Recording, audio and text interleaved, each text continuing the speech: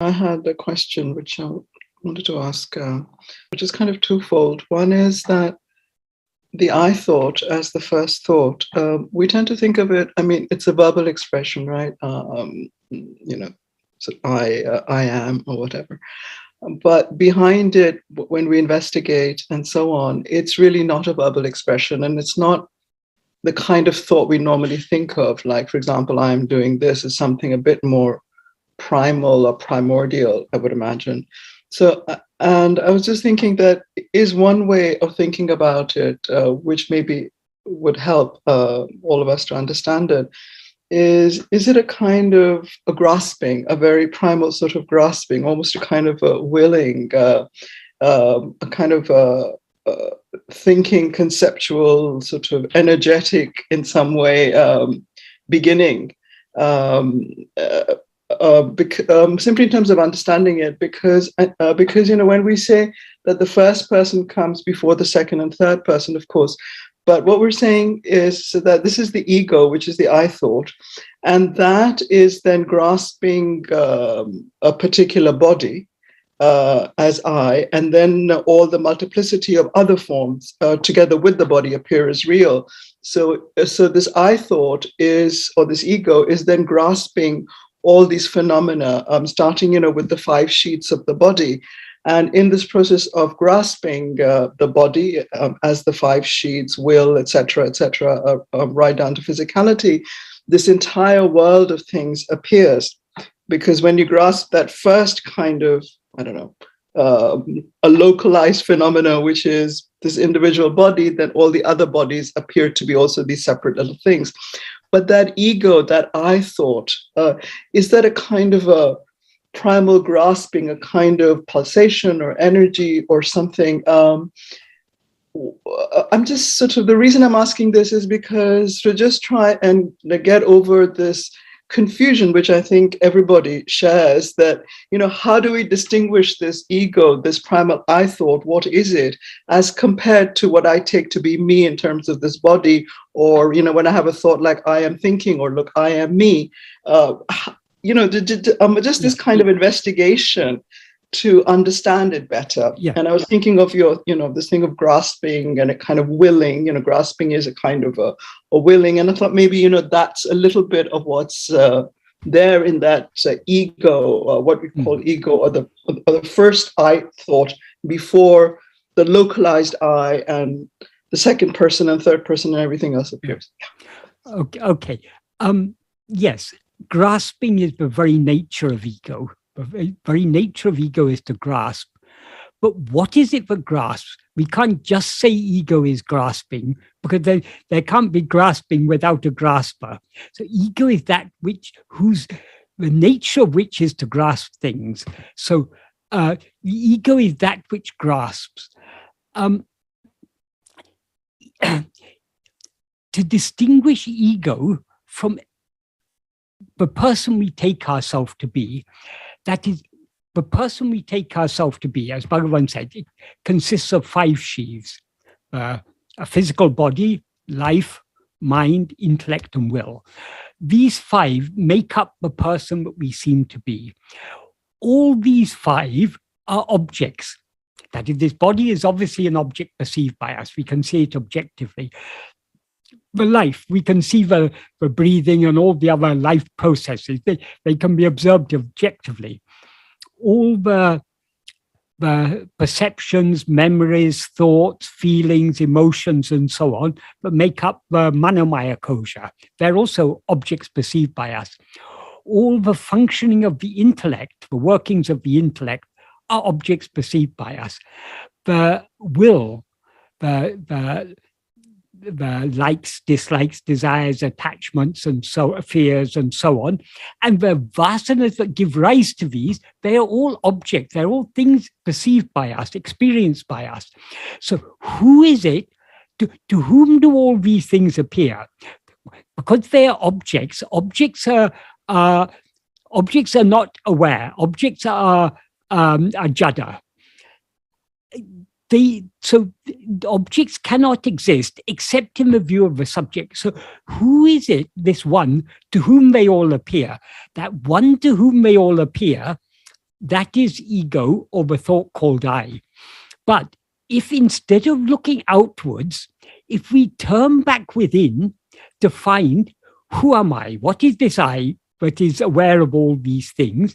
This I will, the I that is aware of all these things will subside and dissolve back into its source. What is its source? Its source is that what we actually are, that pure awareness I am, that fundamental awareness I am, that fundamental awareness of our own existence. But we need to understand this is not, these are not two different I's. There's only one I. That one I, when it remains as it is, that is Atma-swarupa or Brahman or whatever we choose to call it. When it rises grasping this or that as itself, that is ego. So ego is the difference between ego and Atma-swarupa is not a difference in substance. They're one and the same thing. The difference is only a difference in appearance, like the difference between the snake and the rope. The snake and the rope they're not two separate things. They're a snake and a rope. There's only one thing. What is actually there is only a rope. It seems to be a snake. Likewise, what is actually here is only Atma-swarupa, that pure awareness I am. But now we are not experiencing it as a pure awareness. We are experiencing it as this adjunct mixed awareness. I am Shalini, or I am Michael, or whoever. That which is aware of itself as I am Shalini or I am Michael is ego. Shalini is not ego. Michael is not ego. That is just the object that we take as ourself. So that which is aware of itself as I am Shalini, that is ego. So if that which is aware of itself now as I am Shalini turns its attention away from Shalini and all other things back towards itself to see who am I, it will thereby subside and dissolve back into its source. What does it mean when Bhagavan talks about subsiding and dissolving back into its source? It means the adjuncts will drop off. And what remains is what is ever present, which is the pure I am. Does that help at all? Yes. Yes. So the ego is the sort of rising up of that self-awareness. Yes. Of the self-aware, yes. The rising up. Yes. One can call it a willing or a grasping or whatever it is, but its essential nature is, of course, nothing but that pure self-awareness. But, and also that pure awareness is not in any way affected by this rising. This rising takes place only in the view of that which rises, namely ego. Yeah. So we have, in a way, two levels of rising. We've got this, the first rising up of self-awareness, which we call the ego. Yeah. And then we have, which is the basis of this world, of any dream world. And then the second rising up is that sort of that within this first arising of the ego, or with that as the basis, we have then, the individual I, which identifies me as this body and mind and everybody else. I mean, they're inseparable, but just kind of analytically. We shouldn't think of it in terms of many I's. That is, as soon as we rise as ego, as Bhagavan says, Urupatri undam, grasping form, it rises. So it's at the very moment we rise, we project. And the first thing we project is a body consisting of 5 sheaths, which we take to be ourselves. And then through the sense of that body, we project so many other things. So this person we take ourselves to be is not I. This person is what this I takes itself to be. So we need to distinguish ego from the person we take ourselves to be. Only when we separate ego from the person we take ourselves to be, will it subside back into its source? Because so long as we are allowing ourselves to grasp this person as I am this person, I am Shalini or I am Michael or whoever, we are not subsiding. Only when we turn our attention away from the person we seem to be and from all other phenomena, back towards who is this I who takes itself to be Shalini, then that I is, because it's grasping itself, it's thereby letting go of Shalini. And to the extent it grasps itself and consequently lets go of Shalini, it subsides back into its source. That's really helpful. So the ego is the arising of self-awareness, and instantaneously there is with that an entire creation, the world with all its individuals and so on. But of course, once we are in this world, we forget all about that. We don't know anything about all that, and we're immersed in the space and time. We're looking outwards. Yes, because we're looking outwards. Yes. So we need to go back in, because then we see the root of that instantaneous creation, which is all these multiplicity of things and our attachments and our navigation of this world and all the sorrows and joys we have in it. No, that's really helpful. And if we look within, we don't actually ever find anything called ego. The more we look within, the more ego subsides, and just what the reality underlying it is shines forth more and more clearly. Yeah, because then, because in a way, we're establishing this world of time and space and objects which are related to each other in time and space and all the different levels of it. And as we start to turn back in, a lot of those webs begin to dissipate, and the kind of quietening of the mind and so on. Hopefully this will help to clear something. That is, during this process, the world doesn't disappear, but our concern about this world, our attachment to this world dissipates the more we subside within. Ultimately, when ego is dissolved completely, then everything else is dissolved along with it.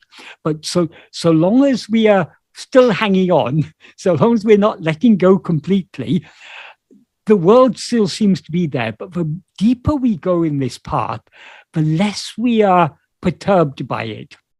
That is, we've all got some prarabdha to undergo. So the prarabdha brings all sorts of things, some pleasant things, some unpleasant things. But the more we go within, the prarabdha won't change, but we'll be less and less affected by it. So life becomes much lighter. We're still carrying the burden, but the more we turn within, the lighter the burden becomes, because actually we're letting go of it more and more. And just a little bit more clarification. So the second and third person, that is associated with the individual I. I mean, it's all happening simultaneously, yes. But from our point of view, as individual I's, the second and third person, which is you, is the second person, and they is the third person. This comes about when I begin to identify myself as this body and mind more concretely. Yes, but here, though in English we use this term, first person, second person, third person, but we're not actually talking just about persons. The first person means ego. Second and third persons means everything else. All phenomena are second and third persons. So it's not, in Tamil, they don't call them the three persons, they call them the three places. So it's not, we shouldn't get confused by the use of the English term person.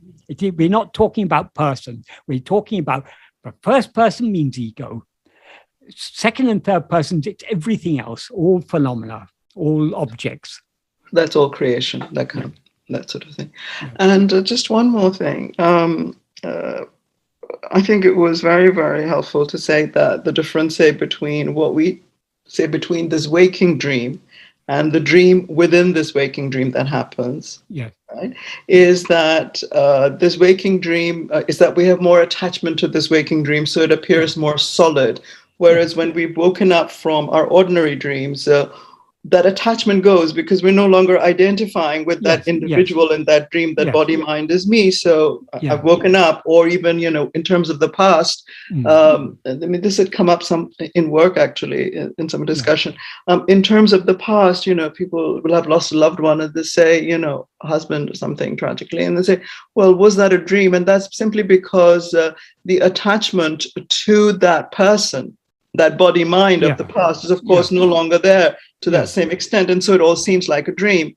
So this I thought was really helpful. But I did have a question here, which is that when we have a dream in this waking dream, in a way the distinction is, I mean, apart from all this instantaneous creation from our point of view, in the space-time world that we live in, which is this particular waking world, that in this dream, we are able to, over a period of time, which is, say, a lifetime, if we think about that as the waking dream, we have multiple dreams. And that is, I mean, it is true that each dream that I have while I'm, or say if I'm daydreaming while I'm just in this waking dream, or if we think of the waking dream as spanning a lifetime, because there appears to be a continuity of memory experiences which continues over this lifetime. So maybe it's okay to call this entire lifetime, which I have, a waking dream.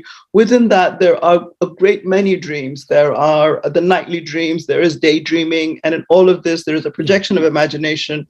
We get lost in that projection. We might identify. It's like watching multiple movies within a kind of, it's like a movie screen, a Netflix, and in that there is a movie going on in the movie we're watching. Exactly. So that is a difference. Does that, how does Bhagavan, that is not, again, it's not a substantive difference. That is, the whole of our present life is a dream. And within this dream, we have periods of sleep and periods of dream. This is part of this dream we are having. People who report after-death experiences, people who have been on the brink of death or who have actually died and been resuscitated, they often describe that because of that, at that time that they have that after-death experience, their identification with this body is severed at that time. They say that often they say they have no desire to come back at all. And I've heard some people who say that actually they find it very difficult to tell their family that when they were in that state, they had no desire to come back. They may have been. I heard one lady, she's an academic, but she was going kayaking somewhere and she underwent, she actually died and was resuscitated. But she said when she was in that after-death experience, she had, though she had a very loving husband, she had small children, everything, she had no desire to come back because it no longer seemed real. And she said, for a long time, she struggled how to tell them. But at that time, she was so happy in the state she was in, but she really had no desire to come back because she felt almost guilty of the fact. But at that time, she had not had desire to come back. So, but this is perfectly understandable if we think of this as, if we think of it in terms of waking up from a dream. When you've woken up from a dream, however pleasant your dream was, you know it was just a dream, so you don't really it's no longer carries the weight that it carried so long as you were experiencing it. So long as you were experiencing it, you had so much attachment to it. As soon as your attachment to the body is severed by your switching your identification from that body to some other body, then the dream, it loses its importance, it loses its significance. Yeah, absolutely. I think it's really so important. But I was just wondering whether, say, when you wake up from a dream or after a near-death experience, what's happened when we're in the near-death experience or when you wake up from the dream, is that the attachment to that particular body-mind, the identification with it, has become so little. Perhaps it has almost severed, but I think the fact that we keep having dreams and so on, or, we might remember that dream and so on, that there must be some kind of a very subtle level of something. But But primarily it's gone. Who experienced that dream? I did. So there is still a certain degree of identification, but it's not the solid identification that we feel now, because now, who am I? I am this body. I'm not that body. But while we were dreaming, that body was what we experienced as I am this. So it's like the pure, so we're kind of coming to that pure I thought rather than just the I am. We're coming to a very kind of pure ego there. Yeah. Yeah, I'm sure I'll have more questions later, because this actually is helpful. Switches from one dream to another dream is you can say the ego in its purity. It's not really pure, but the unidentified ego, the ego that was identifying with that now identifies with this. So what switches over is that which can so easily switch its identification from this to that. Yeah, and I think in the near-death experience, there is probably some new identification, but it's still much more ephemeral, and maybe it's a little bit lighter. Maybe it's not so solid, and so on. Yeah, the Tibetans and all have the thing of the bardo. I mean, all the Indians have that. Okay. Most people who report after-death experiences found those experiences very very pleasant. Yeah. The white light. As you say, it could be because of it's a sort of more ethereal state. It's not it's not such a but there obviously is an identification, because unless we identify ourselves, we can't be here and not there. It's some type of identification where from some point they are viewing all this. So there is still a subtle identification, but as you say, because of its ethereal quality, it's much lighter. But these are passing states. If you actually die, you may remain in such a state for a while, but then again, you attach yourself. I mean, you again project a more solid state like this, and life after life goes on. Yeah, I was just thinking that these would be probably a bit closer to, this whole idea of the heavenly worlds and, the deity worlds, which are, according to Bhagavan, as real as this world. And I'm sure we would all like to have a taste of that rather than this anytime while we're doing our work of investigation. It would probably be a lot easier. Okay, so I shall stop there. So there's a question from Nuno Lopez. You wanted to ask a question, Nuno? Hello, Shalini. Thank you very much. Hello, Michael. Thanks for being available for these questions. I understood the topic of these 18 verse between the difference of the dream and the waking, basically from perspective Bhagavan being the same. But I got kind of stuck on the last statement of this verse where you say, in both waking, Bhagavan say, in both waking and dream, thoughts and name forms occur in one time. I'm not sure what does this mean actually. If you could clarify that for me. That is, according to Bhagavan, that is, names and forms means phenomena, whatever appears. Mental phenomena, yeah. According to Bhagavan, actually names and forms are nothing but thoughts. But because we usually make a distinction, I've got thoughts in my mind and outside are solid phenomena, though that is, Bhagavan is just saying, as soon as the thoughts appear, the phenomena also appear. But we need to take every statement, we need to understand each statement in the context of Bhagavan's teachings as a whole. So if we understand that statement in the teaching, what Bhagavan is pointing at there, but names and forms are nothing but thoughts. That is the implication. Though if you take that sentence on its own, it may not seem to imply that. But if we take it in the context of Bhagavan's teaching, that's why I referred to the fourth paragraph, in which Bhagavan clearly says there's no such thing as world other than thoughts. Excluding thoughts, there's no such thing as world. So the world, all these names and forms are nothing but thoughts. It's like the two extremes of attention. In one side you have the subject, and on the other side you have the what is perceived by the subject. Is it? Yeah, yes, but that's not what Bhagavan is saying. I mean, that's true, but what that's not what Bhagavan is saying here. What Bhagavan is indicating here is that what we take to be names and forms is actually just thoughts.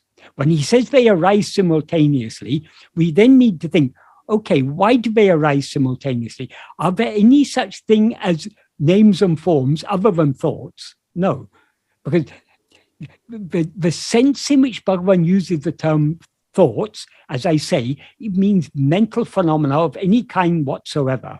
So all perceptions, memories, thoughts, feelings, desires, everything, all the thoughts, even the one who is aware of all these thoughts, named ego, according to Bhagavan, is just a thought. So Bhagavan uses the term thought in a very broad sense and a very deep sense also. So if we want to give a succinct explanation of what Bhagavan means by thought, any mental phenomenon is a thought. That's why it is meant. Since all phenomena are mental phenomena, all phenomena are thoughts. So that's why it's stated here that it occurs in one time, because it's established outside of Brahma and established once, and from there everything manifests. Yes. That is, this last sentence is said from the perspective of people who take the names and forms of the world to be existing independent of thought. So Bhagavan says, but thought and the names and forms exist, they appear simultaneously. So if we think about it, why do they appear simultaneously? Because the names and forms are nothing but thoughts. That is the inference he expects us to draw from this. When we read Bhagavan's teachings, his words have a certain meaning. They also have a certain implication. And to understand the full implication of the words, we need to understand them in the light of other teachings. So in that context, because Bhagavan was pointing out, when we are dreaming, there seems to be a world existing, a world of names and forms existing outside. We seem to be one of those names and forms, this little person. And within this little person, we've got our thoughts going on in our mind. So from the ordinary point of view, there seems to be a distinction between thoughts on the one hand and other external phenomena, physical phenomena on the other hand. What Bhagavan is implying here is that those physical phenomena do not exist independent of thoughts. In fact, they are nothing but thoughts. That is the implication here. So that is, but what that sentence means is one thing. What it implies is something deeper. And so we shouldn't just take the surface meaning. Why does Bhagavan say? What is the purpose in that context? What is the function of that sentence? Bhagavan is just like he says that's why from that sentence I jump back to a fourth paragraph in which Bhagavan says that excluding thoughts, there's no such thing as world. When in waking and dream in sleep there are no thoughts, and therefore there's no world. In waking and dream, there are thoughts, and therefore there is world. The implication is the world is nothing but thoughts. So when you say same implication, we should recognize the same implication is here in this final sentence of this paragraph. So when it is mentioned here, this phenomena of thoughts is also included the phenomena of establish myself as I thought. That's also part of the same set. All other thoughts, all the second and third persons, they are all phenomena. The first thought, I, is not we can say, yes, we can say it's a phenomenon in a sense, but it's better to distinguish, just like we distinguish subject from objects. We can take all objects as phenomena. The one to whom all phenomena appear, that is ego. So the first thought, that's why we need to understand that though Bhagavan calls ego the thought called I, and it is a thought, but it's a thought unlike all other thoughts, because all other thoughts exist only in the view of this first thought. In function of, let's say, so all other thoughts of phenomena, the thought to which all these other thoughts appear is ego, the subject. And ego, and Bhagavan, remember in verse 25 of Ulladu, Bhagavan refers to ego as Uruvatrapeya Hande, the formless phantom ego. Why does he refer to it as formless? Because it's got no form of its own. That's why it cannot come into existence without grasping form. Which one or the other are completely absent in deep sleep. Yes. Because why are all forms absent in deep sleep? Because ego is absent. Yeah. All other forms appear only when we rise and grasp a form as ourself. That's why he says in the 4th verse of Ulladu, if oneself is a form, the world and God will be likewise. If oneself is not a form, who can see their forms and how? We can see that from our own experience. In waking and dream, we rise as ego, grasp the form of a form of 5 sheaves as ourself, and consequently we're aware of so many other forms, both physical forms and mental forms, all the thoughts and feelings that seem to be existing within, and even divine forms. We may see names and forms of God or hear divine sounds. All these appear only in the view of ourself, so long as we are taking ourselves to be a form. In other words, so long as we rise as ego. When we don't rise as ego, as in sleep, there's no forms at all. So God and world merge back into us. When we merge back into our source, world and God merge along with us. So what exists in sleep is only our source, which is that fundamental awareness I am. So basically we experience ourselves each and every time when we fall asleep in deep sleep. Yes. But who is experiencing? It is not the ego that is experiencing, because ego is absent. It's not there as well. Yeah. It is what we actually are, is experiencing itself as it is always experiencing itself. But because ego is the mixed awareness, I am Nuno. Ego didn't exist in sleep, but I am existed. So because ego is now aware of itself as I am Nuno, it misappropriates the I am that was shining alone in sleep and says I existed in sleep. Yeah, it puts a stamp on what it is already there. Yes. And because, from now on, it's this stamp, not what was before. Because ego, the reason Bhagavan calls it a formless phantom, it's formless because it has no form of its own, and it's a phantom because it's got no substance of its own.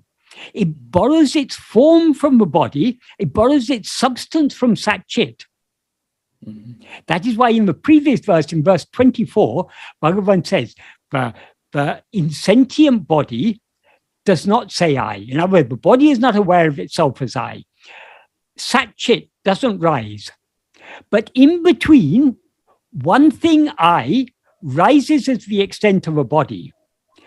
Since this I that rises, since it rises, it's not Sat Chit. But since it's aware of itself as I, it's not the body. So that's why he says in between. It's neither this nor that, but it misappropriates both. It claims to be I am, and it also claims to be the body. That's why it's called Chit, Jada, Granti. Chit is the Sat Chit. Jada is the body. Granti is this spurious I that's risen between the two, binding them together, entangling them together. Thanks, Michael. Thank you for your time. Yeah, thank you.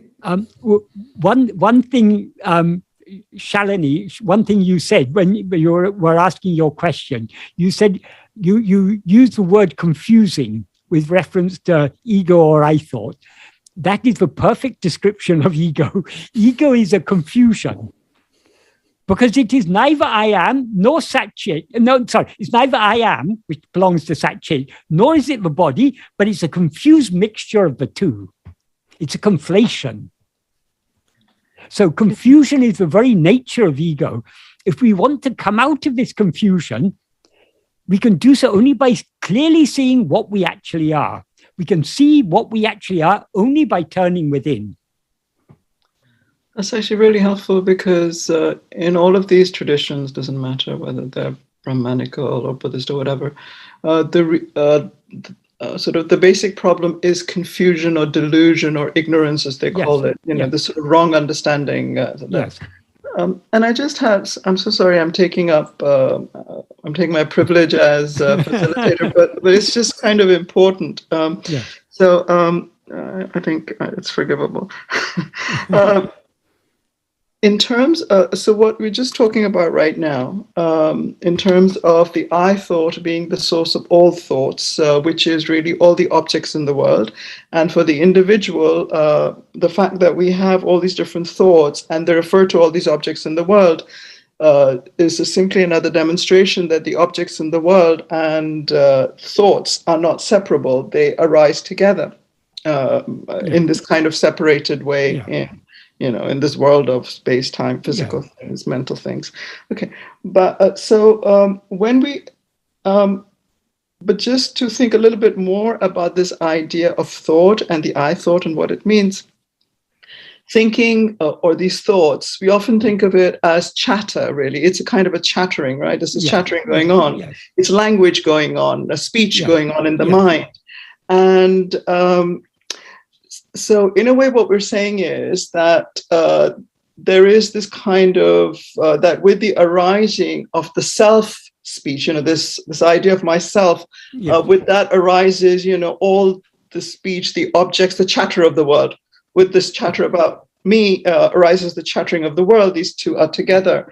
And so another way perhaps of talking about thinking or the I thought is something which is done a lot in Indian philosophy, which is that it's the arising of speech or language, this whole thing of the three levels of language. I don't want to get into that, but I'm just saying in terms of just our being able to be a bit clearer and not get lost with this idea of thought, because thought somehow in the English language is very limited. It's disconnected from speech, is disconnected from language.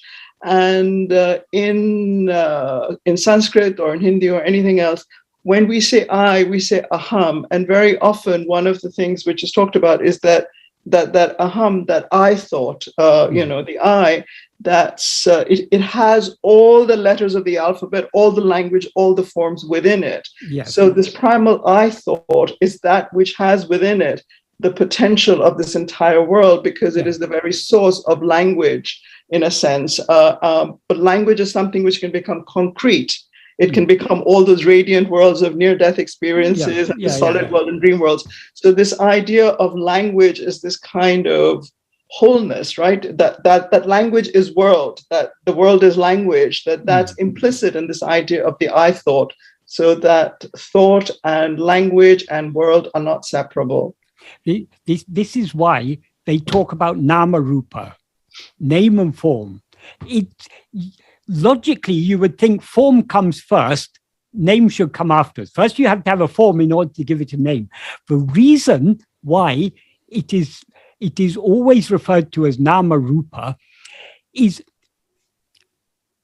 what is important, what is significant to us is not what we see, but what we see it as. So what we are seeing a rope, but we are not seeing it as a rope, we are seeing it as a snake. So the nama refers to what we see it as. This is though the names belong to language, it's actually got a deeper significance. What that name is referring to is what we are seeing it as. So though the form is a rope, we are seeing it as a snake. So what stands out in our awareness is not what is actually there, but what we see it as. Not what we are seeing, but what we are seeing it as. So the nama comes before rupa. Now we are making the same mistake about I. We are aware of I, but instead of being aware of I as it actually is, we're aware of ourselves as I am Shalini, I am Michael. We are seeing ourselves as something other than what we actually are.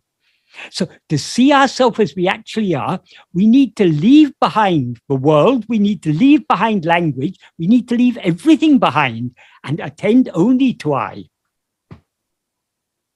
So we need to let go of everything else. Letting go of other things is not a separate exercise, but we cannot attend only to ourselves without thereby letting go of everything else. So to the extent to which we attend to ourselves, we are thereby letting go of the world, letting go of language. That's why Bhagavan says in verse, I think 28 or 29, I think, or 28, he says, without even uttering the word I by mouth. Though he says uttering it by mouth, that's again a metaphorical way of saying without we need to go beyond the words. What we are seeking is the reality of I, not the word I. It's a word, but what is that word referring to? That is what we are seeking. So we need to leave behind the word and investigate what that word is referring to. So that name form, that nama rupa, is really this proliferation of ego. It is ego. It is. That's why Bhagavan says in verse 26 of Balaram, if ego comes into existence, everything comes into existence. If ego doesn't exist, everything doesn't exist. Ego itself is everything. Because nothing has any existence independent of ego. That is, all phenomena, all second and third persons, all objects appear only in the view of ego. So from where do they borrow their semi-existence? They borrow their semi-existence from the semi-existence of ego. And ego borrows its semi-existence from the real existence of ourself. So that is why Bhagavan says ego is what comes between. The only connection between us and this and all phenomena is this thing that has risen in between, this ego. That is what seemingly connects us with these things. But if we turn back within and dissolve this ego back into our source, then the connection with phenomena is completely severed. And then what remains is Anadi, Ananta, Akhanda, Satchidananda. So that which is beyond all name and form. So this name and form is the delusion, the confusion. Yes, yes. And we can never really have the right name. The real confusion is not the name and form, but that which sees the name and form. That is ego. But ego sees the name and form because it takes itself to be a name and form. But always Bhagavan is always emphasizing that the root problem is ego. That is, Bhagavan, in most of the older texts of Advaita, the root problem is avidya or agyana, ignorance. But Bhagavan says, what is that ignorance? It's nothing but ego. That is avidya, it's the very nature of ego. Because ego, what is ego? It's a false awareness of ourself, an awareness of ourself as something other than what we actually are. So that is avidya. But by pointing out that avidya is ego itself, Bhagavan has been able to present the teachings of Advaita not only in a very much more simple way, but also in a very much more practical way. Because since avidya is ego, To get rid of avidya, we need to get rid of ego. What is the nature of ego? The nature of ego is to rise, stand, and flourish, grasping things other than itself. Instead of grasping anything else, if it tries to grasp itself, it subsides and dissolves back into its source. So Bhagavan has presented Advaita. He's presented the pure essence of Advaita in such a simple and such a practical manner. If we are to say, what is the purpose? All these Advaitic texts have been there for hundreds of thousands of years. What is the purpose of Bhagavan's coming? When all these things have already been said, why should Bhagavan come? He has come to point out the practical implication of all that was written in those old books. The practical implication is just this, and he presented it, the whole thing, he's distilled the whole thing into its simple essence. I think that's very helpful. Thank you, Michael. That's really helpful. Not only simple, practical. Practical is the whole purpose of Bhagavan's teachings is to din into us what is the practical implication of this. When it is said you are that, what is the practical implication of that? Oh, if I am that, then I can forget about that. And who am I? That is what we need. The purpose of the Mahavakya, you are that, is to turn your attention away from some that you're looking for outside. Till now you've been looking for outside. You yourself are that.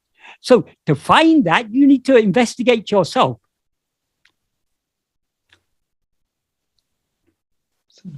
Thank you very much, Michael. That was wonderful. Thank you. The next question is, if one becomes self-realized and abides as the self,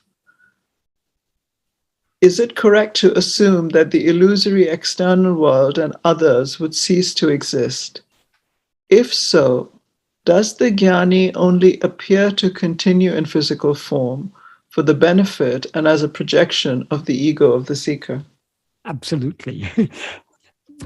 Bhagavan said, Bhagavan said, Jnana me Jnani. That is, Jnana alone is the Jnani. Jnana means pure awareness. Jnani means what knows pure awareness. What knows pure awareness? Only pure awareness can know pure awareness. Pure awareness can never be an object of experience. The ego cannot experience pure awareness. So what experiences pure awareness is only pure awareness. When we investigate ourselves keenly enough, we subside and dissolve back into our source and remain as we always are, which is pure awareness. When we remain as pure awareness, in the view of pure awareness, there is only pure awareness, nothing other than that. So there is no world or anything. The world appears only when we rise as ego. So when we cease to rise as ego, there is no world. That is why Bhagavan said the person that the Jnani seems to be exists only in the view of the Jnani, not in the view of the Jnani. So in Bhagavan's view, he is not that body. In his view, he wrote a verse in Ulunapranubandham. Of course, this is just a metaphorical way of saying it. He said, just like the sleeper, a person sleeping in a cart, in a bullock cart. If you're sleeping in a bullock cart, you don't know whether the bullock cart is moving or whether the bullock cart has come to a standstill or whether it's been unyoked. Likewise, but you have to be sleeping really soundly. If you've ever ridden on a bullock cart, it's not the easiest thing to sleep on. But anyway, it's a nice analogy Bhagavan gave. The Jnani is so fast asleep in this body, but the Jnani is unaware of the movement of the body, or whether the body is asleep or in nishta, in samadhi. It makes no difference to the Jnani, because Jnani is just sleeping there. That, of course, there's not a separate thing called Jnani inside the body sleeping, but it's just a way of expressing it. The Jnani is totally unaware of body and world, because what is the Jnani? The Jnani is not. We see Bhagavan as a person, and we try and understand But this person is seeing the world and answering our questions and everything. So Bhagavan must be seeing the world. Bhagavan is not that person. Bhagavan is that which is shining in the heart of every one of us. He is that fundamental reality. But he is the screen on which all this is projected. That screen is I am. That pure awareness, I am. So Bhagavan is nothing but, as he described it in verse 28 of Ullurinapti, if one knows what the real nature of oneself is, then Anadi, beginningless, Ananta, endless, infinite, limitless, Akhanda, unbroken, indivisible, Satchidananda. That is what Bhagavan is. So then the question arises, but then how to explain the Bhagavan has come and given us all these teachings? For that, Bhagavan also had an analogy. He said, this is actually it's mentioned in Orivilodicum and some older Tamil texts. It's a nice analogy. There's a general belief that elephants are so afraid of lions that if an elephant dreams of a lion, the shock of seeing that lion will cause the elephant to wake up. So if the elephant sees a lion in its dream, it wakes up. The waking is real. That is, the lion it saw is unreal. But the waking that is brought about by seeing that lion is real. Likewise, the name and form of the Guru is unreal, but it brings about the real awakening. How does it bring about the real awakening? Because the purpose of the name and form of Guru, because we are facing outwards, it's necessary for Guru, our own self, to appear outwardly in name and form to tell us, Guru is that which is always shining in you as I. To know Guru, you must go within. To know yourself, you must go within. To know God, you must go within. Because what is real is only I am. That is a function of the outward form of Guru.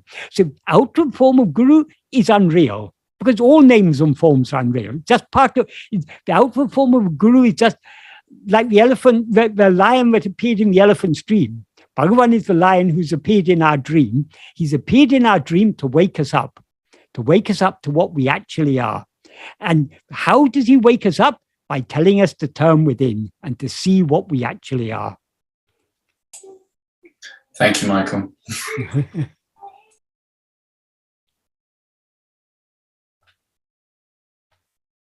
That's why in verse 31, I think, of Ullurinaptu, Bhagavan says, describing the state of Agyani, he says, he uses an honorific plural to refer to Agyani. They do not know anything other than themselves. Who can and how to understand their state? That is, we cannot conceive this. Oh no, he didn't quite word it like that. Who can conceive their state as it is such? So we cannot conceive the state of Agyani, because the Jnani is that which knows nothing other than itself. So that is beyond our mind, because our mind is only knowing things, other things. The mind is an instrument whose very nature is to know things other than itself. The mind doesn't know itself. If it tries to know itself, it loses itself in that one fundamental reality. And that is the only way, if you want to know, if you want to comprehend, in inverted commas, the state of a Jnani, you have to turn within and be a Jnani, which is what you already actually are. Yeah, and it's I guess that is the fundamental problem of the mind and ego.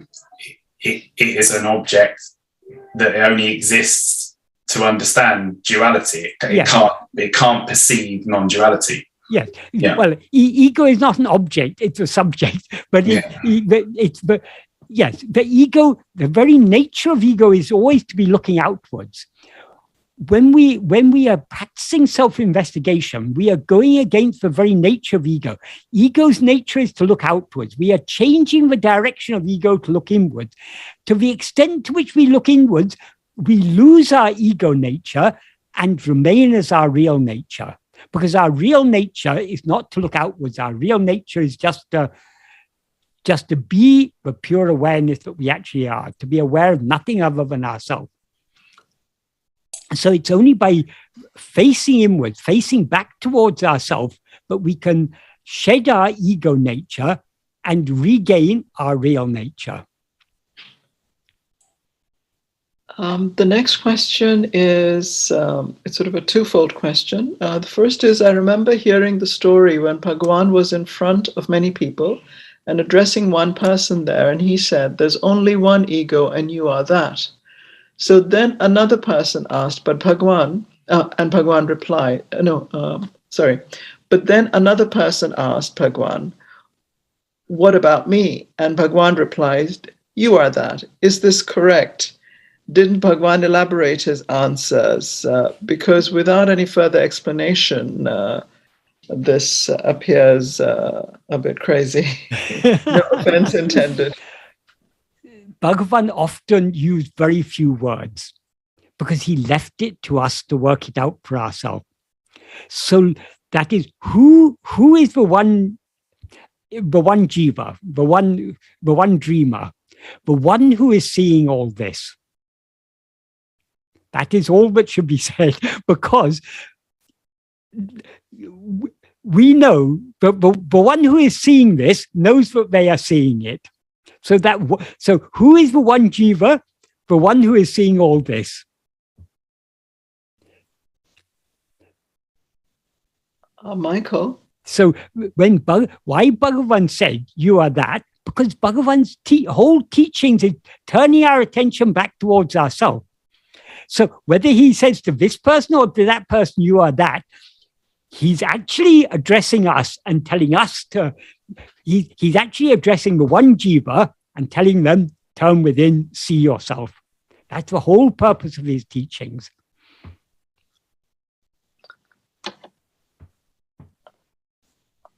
Michael, can I just ask, I'm sorry today I'm really interjecting, but just to clarify, because I think I know what he's getting at, and you're perfectly, of course, you're absolutely right. So what you're really saying is that it's the same I awareness in each and every sort of so-called person that we're coming across. The one asking the question now, the one of Bhagavan, the one asking after 5 minutes of Bhagavan, when he says you are that ego, he's basically saying that all of you are that I thought. And there is only, that fundamental underlying ego, the fundamental underlying I thought is the basis of all of these little I's? No, it's that if we begin to think like that, we are again slipping away from the one jiva back into the many jiva view. No. What I meant was I understand what you're saying, but it's again, that is, when we are dreaming, how many people do we take ourselves to be in the dream? We experience ourselves as one person. We are not that one person. We have a dreamer, but we experience ourselves as one person. So you can't say in the dream, I am in this person, in this person, in this person, in this. Ego has only one point of view. Ego is always aware of itself as I am one. And it is viewing from one point of view. So it doesn't matter. That is, as I say, the one who is seeing all this is the one jiva. So who is the one jiva? The one jiva knows who it is because it's aware of itself as seeing itself. All the other people, so long as we're looking outwards, every person seems to be a jiva. Because it seems to us that every other person is seeing the world. But when we look within, there is only one jiva. So we need to have, we need to think about these things very deeply and very carefully for ourselves. And these things, the other important thing, we can't understand these things just by thinking about it, just by trying to grasp it with the outward going mind. Because from the perspective of the outward going mind, it's paradoxical. How can Bhagavan say you are the one jiva and then point to someone else and say you are the one jiva? That seems contradictory. That's what this question is about. All the inner meaning of what Bhagavan is saying becomes clear to us to the extent to which we turn within. So if we really want to understand Bhagavan's teachings, yes, it is useful to read his teaching. It is useful to think about his teaching, but we will be able to understand what we're reading and thinking about clearly only to the extent to which we put it into practice. The more we put it into practice, the more these things will become very clear and very simple. Truly speaking, who is the one jiva? Which person is the one jiva? No person is the one jiva. The jiva, though the one jiva mistakes itself to be a person, it is not a person. So, that's why I say, but for witness, the one who is seeing all this, that is the one jiva. So who is seeing all this? Investigate that and you'll find the one jiva. And if you investigate the one jiva keenly enough, you'll find there's no jiva at all. There is only Atma-swarupa. Because what the jiva is just a false awareness of ourselves. When we investigate ourselves keenly enough, ego, or jiva, will disappear, will dissolve, and what remains is the reality of jiva or reality of ego. That is I am.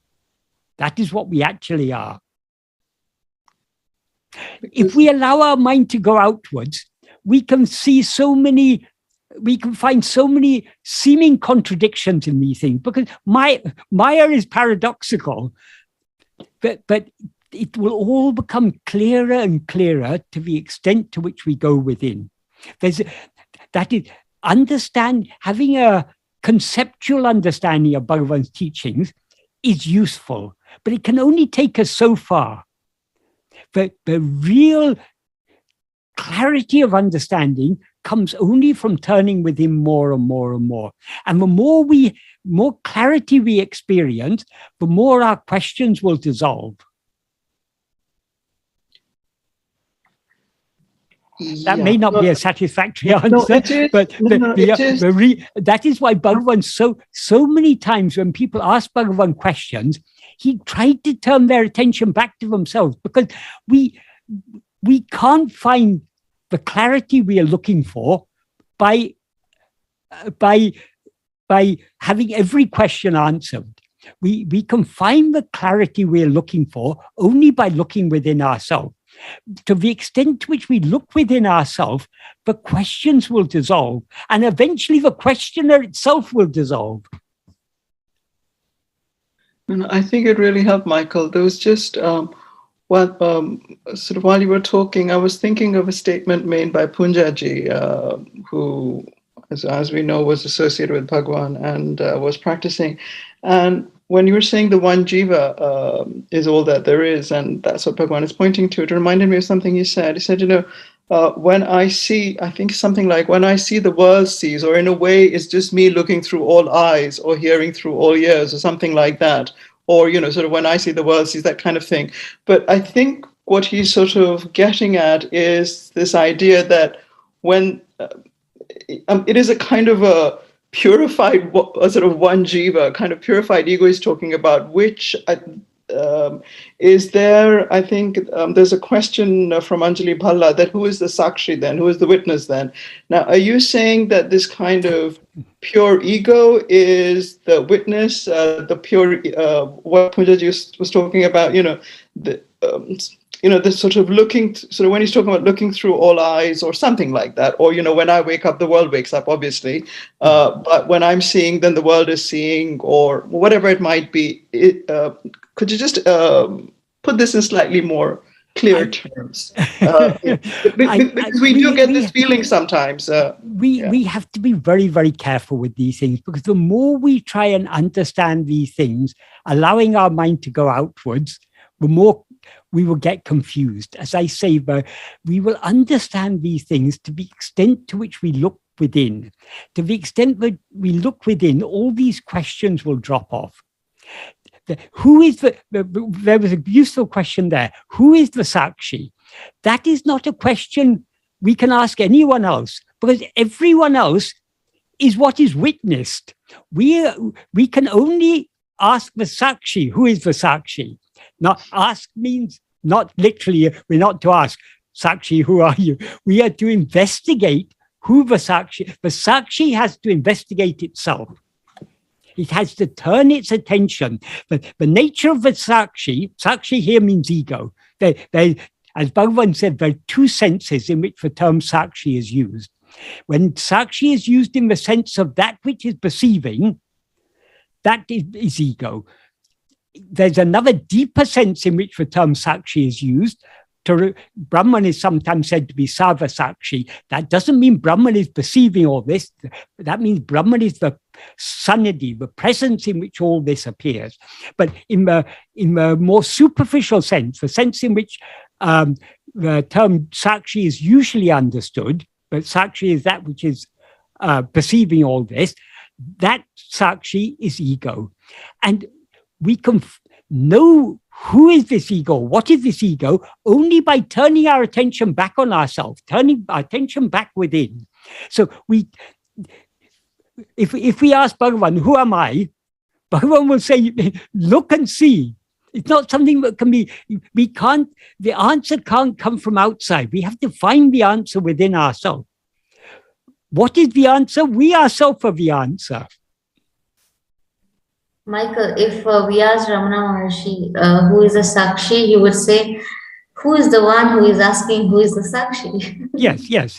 It is the Sakshi who's asking, but that means the Sakshi is in order to ask that question, the Sakshi is looking outwards. If the Sakshi wants to find the answer to that question, it needs to stop asking questions and turn back within to investigate itself. That is the real meaning of questioning who is the Sakshi. It's not a literal questioning, it's a metaphorical questioning. We question who we are by turning our attention within. Yeah.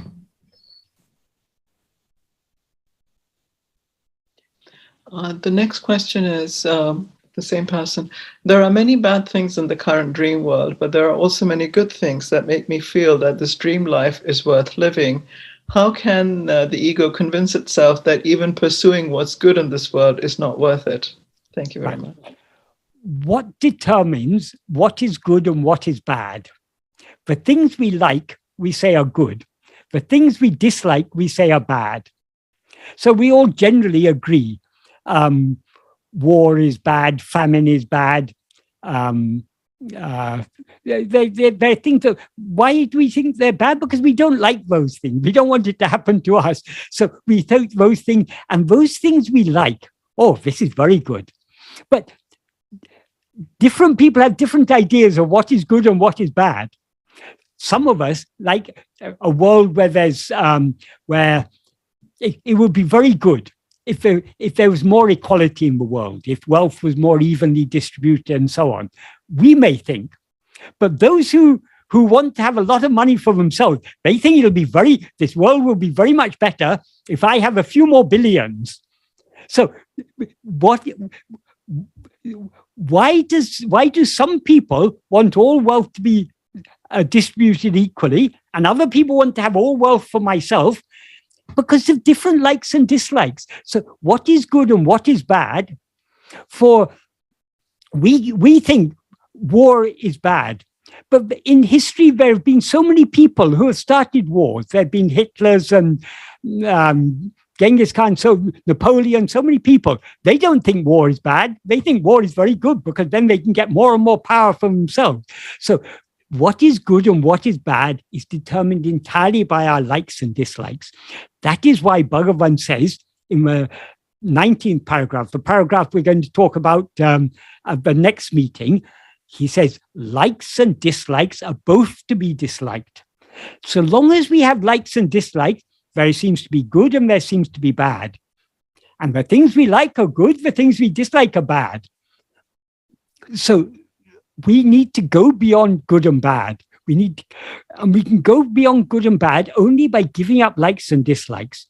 But so long as we rise as ego, we inevitably have some likes and dislikes. We cannot be totally free of likes and dislikes so long as we rise as ego. So in order to give up all likes and dislikes and thereby transcend good and bad, we need to surrender this ego. And we can surrender ego only by turning within. Good and bad are a dyad. They're a pair of opposites. If you've got good, you've also inevitably got bad. If you've got bad, you've got good. You can't have one without the other. We need to go beyond both. That state which is beyond both good and bad, that is the truly good state. That is the good, the good for which there is no opposite. Because that alone is what actually exists, and you are that. Once you've tasted, once you know what you actually are, all this petty, what we now take to be good, becomes meaningless. What is really good is we ourselves are good. Being what we actually are, that alone is good.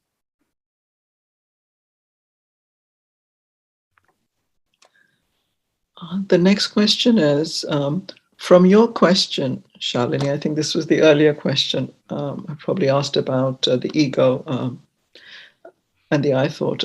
Can I ask Michael if it's the sense of I being Martin, this is Martin's question, is it the sense of I being Martin that I'm giving attention to, or is it something else? Yes, essentially you're just, now you're aware of yourself as I am Martin. But when you're investigating yourself, you have to start from where you start, from where you stand at present. So at present, your experience is I am Martin, but you're trying to find out what you actually are. Martin is not what you actually are. So you leave aside Martin, you're trying to investigate the I, that is the essential I. In that mix, now there's that mixed awareness, I am Martin, that conflated awareness. Now I and Martin are conflated together as if they're one. What you are to investigate is not Martin, but the I that is aware of itself as I am Martin. That I that is aware of itself as I am Martin is ego. But if you investigate it, you will find it is just pure awareness. Just like if you look at the snake carefully enough, you'll see it's just a rope. If you look at this I bereft, leave aside Martin, take only the I, investigate only the I, attend only to I, to the extent to which you fix your attention on I, Martin will drop off, and that I that had arisen as I am Martin will thereby subside and remain as the real I, which is just pure being. It's not that there are two I's, but what we are now experiencing is an I that seems to have risen as I am Martin or I am Michael. Leave this identification, just hold on to the fundamental awareness I am. To the extent to which we attend to I am, everything else will drop off, including this adjunct Martin.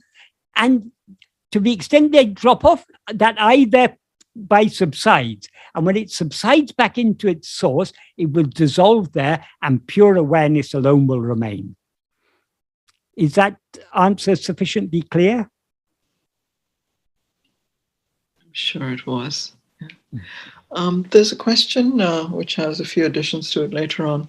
And the person who's asked it might want to add something to it. I'm not sure. It's up to you.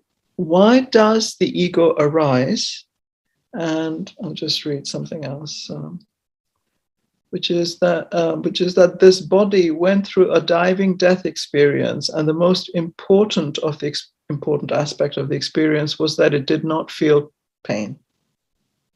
Yeah, but here basically the question is, why does the ego arise? That is, whenever Bhagavan was asked that, he would say, first you find that ego. First investigate and find the ego, bring it to me, then we can find out why it's come into existence. If you look for it, you will not find any such thing. So since there is no ego, there can be no explanation for how it came into existence. Now ego seems to exist because we're looking outwards. We seem to be ego so long as we're looking outwards. Stop looking outwards, look within to see what is this ego.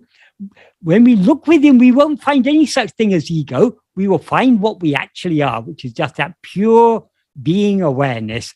That is what we actually are. And therefore, there is no ego. Therefore, there's no explanation.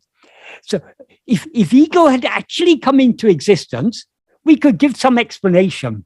But when we investigate it, we find there's no such thing has ever existed. So rather than asking why or how, who or what is what we have to ask. Who am I? What am I? That is what we need to ask.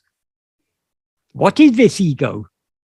When we investigate this ego, we find that it's not an ego at all. It's just pure awareness. Then the question of how it came into existence becomes irrelevant, or why it came into existence becomes irrelevant. The truth is, there can be no explanation for why or how ego came into existence, because, as Bhagavan says in verse 26 of Uludnaptu, if ego comes into existence, everything comes into existence. If ego doesn't exist, everything doesn't exist.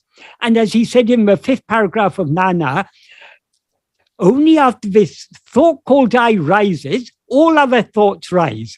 So since this is the first rising, there cannot be any cause. This is ego is the first cause. It's the cause of all other causes.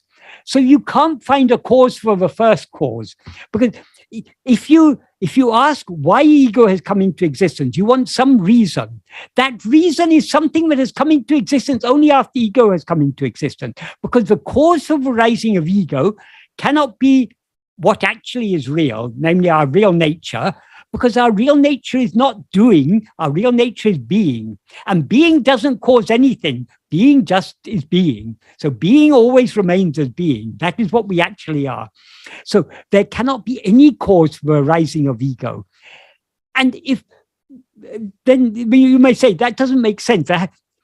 If there's an effect, there has to be a cause. See whether the effect is there. See whether this ego has ever risen. If you investigate it keenly enough, you will find no such thing had ever risen. Therefore, the question of why or how it rose becomes redundant.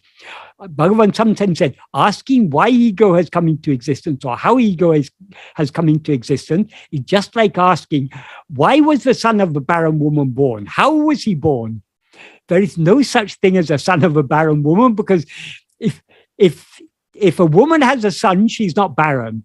If she's barren, she doesn't have a son. So the son of a barren woman is a logical impossibility. Ego is as unreal as the son of a barren woman. But now the ego seems to exist, but if we investigate it, we will see that it is actually as unreal as the son of a barren woman.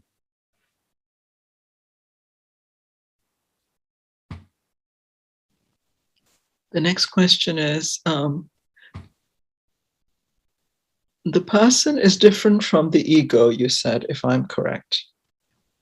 Then should we let the person go about its business according to karma and so on, and remain as the chit, that is the consciousness, witnessing it, and not get involved in it, just to remain as I am? And also, you said there is only one jiva, if I'm correct.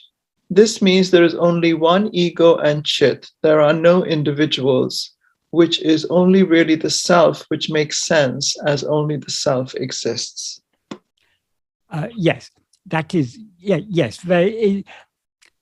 Ego is not the person. Ego is that which mistakes the person to be itself. So we need to distinguish ego from a person whom we seem to be. But we are not to remain witnessing this person. What we have to witness is to witness only the witness. Know the knower, see the seer. So stop seeing this person, stop seeing this world. Who am I? That is what we need to see. So the witness needs to cease being a witness, to stop looking at the world and to see itself. It needs to be a witness only to its own existence. When the witness witnesses itself, it subsides and dissolves back into its source and remains as pure awareness. In other words, it ceases to be the witness and remains as Satchit. Yes, that is regarding what you asked about one jiva. Yes, in a dream, how many perceivers of the dream are they? Only the dreamer is perceiving the dream. In the dream, the dreamer is seeing so many people, and it's seeing itself as if it were one of those people. But that person we take ourselves to be in a dream is not the one who has projected the dream. It is the dreamer who has taken itself to be that person. So ego is the dreamer. Ego is what is dreaming all this. But we never dream without experiencing ourselves as if we were a person in our dream world. So now, having risen as ego, we now experience ourselves as I am this person. But this person is not what we actually are. That's a false identification. So who is this I who is now aware of itself as I am this person? That I that is aware of itself as I am this person, that is ego. That is what we need to investigate. So we can stop looking at this person, look only at the I who is aware of itself as I am this person. In other words, we separate ourselves from the person and we go back within and thereby dissolve back into our source. I hope that adequately and fully answers that question. Sure, it does. The next question is, it's somebody who is mentioning their own experience and an explanation of it, or something from a teacher, which is that I am or awareness can be experienced when our deep sleep state or dreaming state comes to an end and our mind comes out of pure awareness. So what he's saying is that the I am, or sort of pure awareness, that pure self-awareness, can be experienced when our deep sleep state or dreaming state comes to an end. And between that and when and we sort of wake up and begin to think again, and so on. So in the space when our deep sleep or dream state finishes and we open our eyes in waking, so between these two states, our true I am really can be experienced even in the first few minutes of opening our eyes. This is something that's talked about quite a bit in the Indian literature. Okay. Firstly, we need to be very clear. The one thing we are always clearly aware of is I am. Why we are not aware of ourselves as we actually are is that now we are not aware of ourselves as just I am. We're aware of ourselves as I am this body, I am this person. So, yes, it is sometimes said, but that in sleep, what exists is only I am. So sleep is a state of pure awareness. At the moment we wake up from sleep, whether into dream or into waking, because they're both just, whenever we come out of sleep, there is a rising of ego. When ego begins to rise, there is a brief moment before we are fully attached to the body we take ourselves to be. So that if we can catch that moment, but in practice, how can we catch that moment? Because as soon as we think about it, we're already out. And when we try to catch that moment when falling asleep, because the same happens when we fall asleep, there's a transition, a momentary transition. When we try to find that, if we're able to hold on to it, well and good, but we quickly fall asleep generally. So how to find that transition, how to find that transition state between waking and dream, between sleep and waking or dream. We can do it only by here and now trying to attend to ourselves. The more we attend to ourselves, the more clearly we become aware of ourselves as something distinct from this person we take ourselves to be. This fresh clarity of self-awareness is what Bhagavan calls Spurana. Spurana simply means shining, but in this context, it means shining forth. It refers to the fresh clarity of our self-awareness that we experience when we attend to ourselves. So long as we're looking outwards, we're aware of ourselves as I am this body. The more we look within, the more we become aware of ourselves as just I am I. That's why Bhagavan often said, the Spurana is that which shines as I am I. So that fresh clarity of self-awareness, the more we hold on to that clarity, the more it shines, and the more clearly we will be able to discern that I, that clarity existing throughout. So though it is true that it is said that there's a brief transition stage when the rising first takes place before it fully attaches itself to a body. Let's not worry about that. We can only investigate ourselves here and now.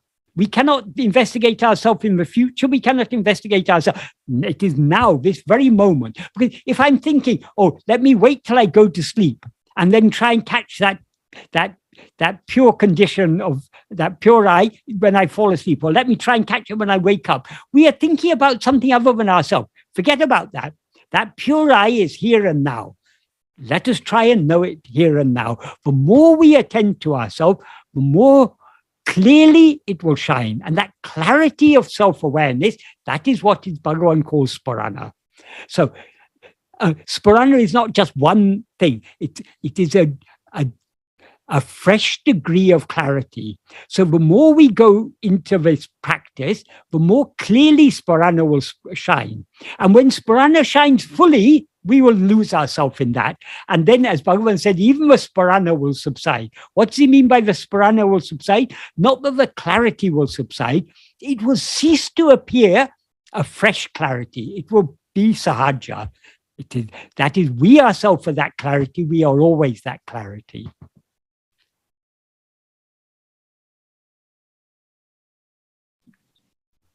I hope that's a clear answer to that question.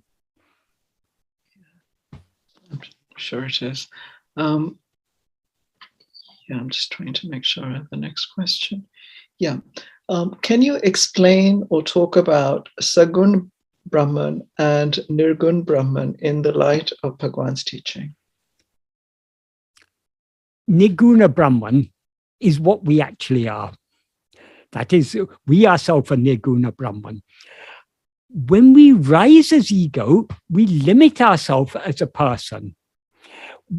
Nirguna Brahman means Nirguna Brahman is formless, qualityless, without any qualities. We can know ourselves as Nirguna Brahman only by turning within and knowing ourselves as we actually are. When we rise as ego, we take ourselves. We take on gunas for ourselves. We assume gunas. We are now this person, limited in time and space and so many other things. So as this person, we cannot conceive of Nirguna Brahman. That is, we've got an idea. Brahman is Nirguna, Brahman is formless. But can you form a thought of formlessness? You cannot, because every thought is itself a form. So there are some religions where it said, oh, it's wrong to worship God in form. But Bhagavan said, how can you so long as you take yourself to be a form, you cannot conceive of God except as a form. Even the idea God is formless is itself an idea. Ideas are all forms. So the idea Nirguna Brahman is itself a form. So we cannot know Nirguna Brahman so long as we know ourselves as this body. So in our view, Brahman seems to have qualities. And those qualities are what we call God. That is, Saguna Brahman is God. But God is nothing other than ourself viewed from the perspective of ego. So God, from our real nature, viewed from the perspective of ego, is what we call God, or Saguna Brahman. In order to, but who is that God? That God is what is shining in you as I. In order to know God as he actually is, you need to turn within. When you turn within and dissolve back into your source, then Saguna Brahman dissolves along with you and Niguna Brahman alone remains. So it's not that there are two Brahmans, a Saguna Brahman and a Niguna Brahman. There are not two. There's only one Brahman. You are that. But when you limit yourself with this body, you see yourself as something other than yourself as God. So God is said to be Saguna Brahman, Brahman with qualities. That is, what are our qualities? We are small, we have very limited power, very limited knowledge, very limited love, because we've got so many likes and dislikes and everything. Whereas what is God? God is all powerful, all knowing, all loving. These are the qualities that we... but they're true. So long as real as this ego is real, all these qualities of God are real. So it's good to believe all these things. It's good to believe God is all knowing, all powerful, all loving and everything. But in order to know that all knowing, all loving and all powerful God, we have to follow the path shown by Guru. Because who is Guru? Guru is that same God has appeared in the form of Guru to tell us God or Guru is that which is shining in you as I. Turn your attention within. If we turn our attention within, we lose ourselves in that pure awareness I am, and we remain just as that. That pure awareness I am is Niguna Brahman, what we actually are, and what God actually is, and what Guru actually is, and what alone actually exists. Someone has written a comment, Arunachal Shiva. Yes, that is Arunachal Shiva. Arunachal Shiva is nothing but that pure I that is ever, that pure awareness I, that fundamental awareness of our own existence. So if we want to know Arunachal Shiva, if we want to know Bhagavan, if we want to know God, if we want to know Guru, we have to turn within. And then we will know him as he is. So long as we look outwards, Bhagavan is Saguna Brahman. That is, when we talk about Bhagavan, he's a kind old man with loving eyes who answered all our questions and everything. That is Saguna Brahman. But he said, I am not this. I am that which is in your heart, shining in your heart as I. Know yourself, and then only you know me.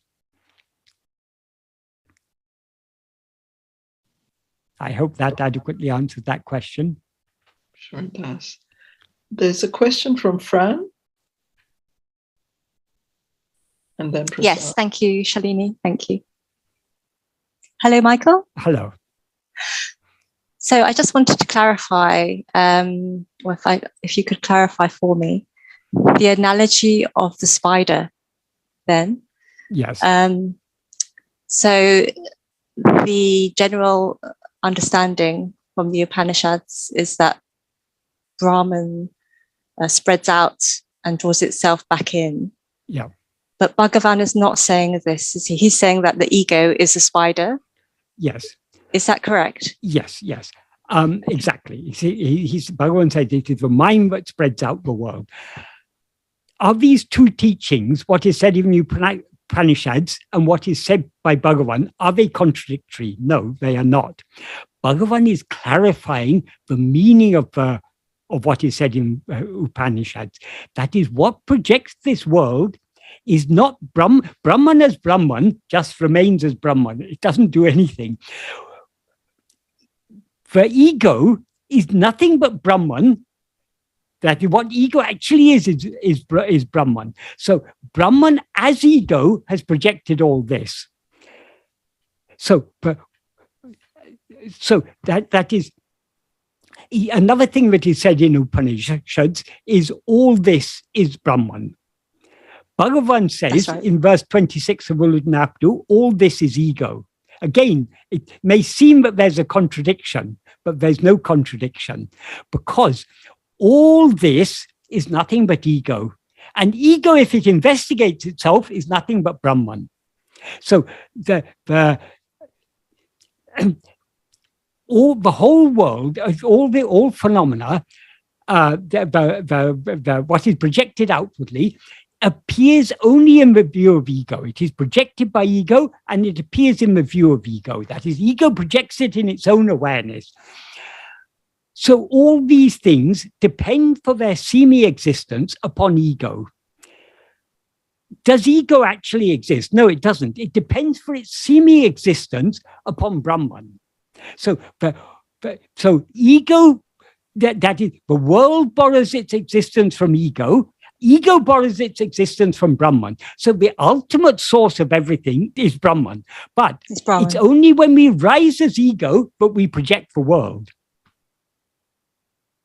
Does I understand clarify the difference?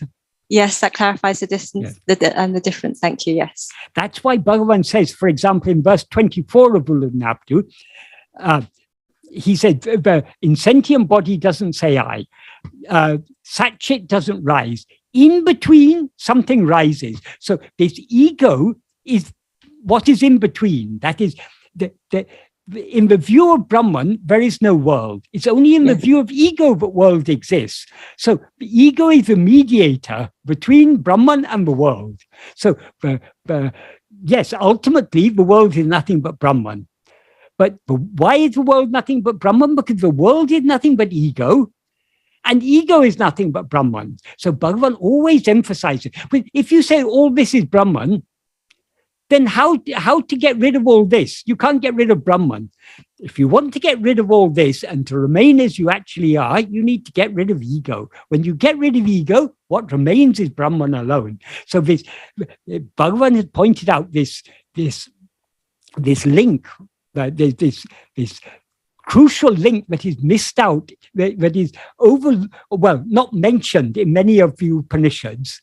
Bhagavan has clarified what is the link.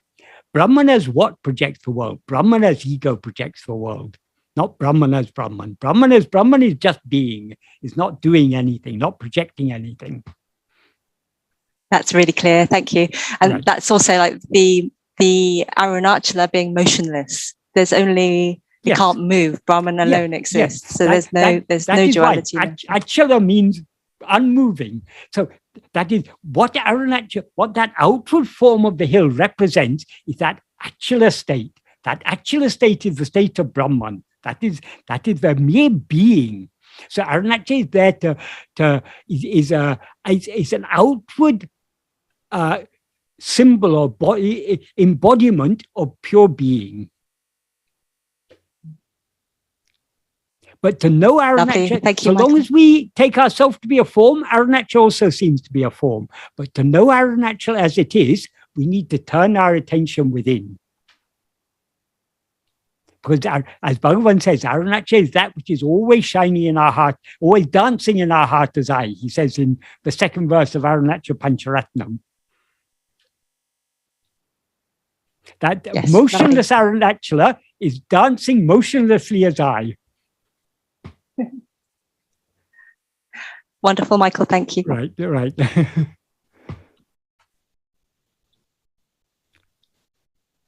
The next question, Michael, is you have mentioned that Agyani is unaware of the body and the world. Isn't it true, though, that Agyani sees all the world as himself or herself? That is, the world as real, but as just an extension of his own self. Not an extension. Jnani sees the world as himself. But what does that mean? We need to understand what that means. Now, we are seeing the rope, and Bhagavan is seeing the rope. We are seeing the rope as a snake. Bhagavan is seeing the rope as a rope. So it could be said that Bhagavan is seeing the snake as a rope. But actually, there's no snake there at all. What seems to us to be a snake is what, in Bhagavan's view, is just a rope. So for Bhagavan, there's just a rope. There's just himself. In our view, we are mistaking the snake to be the rope to be the snake. So for us, what we mistake to be a snake is what Bhagavan sees as a rope. Likewise, what Bhagavan experiences as himself is what we mistake to be the world. So metaphorically speaking, it can be said, Bhagavan sees the world as himself. That is, what we see as the world is what Bhagavan sees as himself. But there is a difference between between the world and Bhagavan. The world is manifold. It's so many names and forms. Bhagavan is one and indivisible. So when Bhagavan sees the world as himself, he's not seeing all this multiplicity. He's seeing only oneness, which is himself. So when we hear things like when Jnani sees the world as himself, we shouldn't just take such statements at face value. What does it mean? What does it mean that he sees the world as himself? If someone sees the snake as a rope, what does it mean? It means they're not seeing a snake at all. They're seeing only the rope as it is. So Bhagavan sees himself as himself, as he actually is. We see the same thing, but we see it as a world. So Bhagavan is seeing the same thing that we're seeing, but whereas we see it as a world, he sees it as himself. That means he sees only himself and nothing but himself. So these are very deep and subtle things. We shouldn't just take the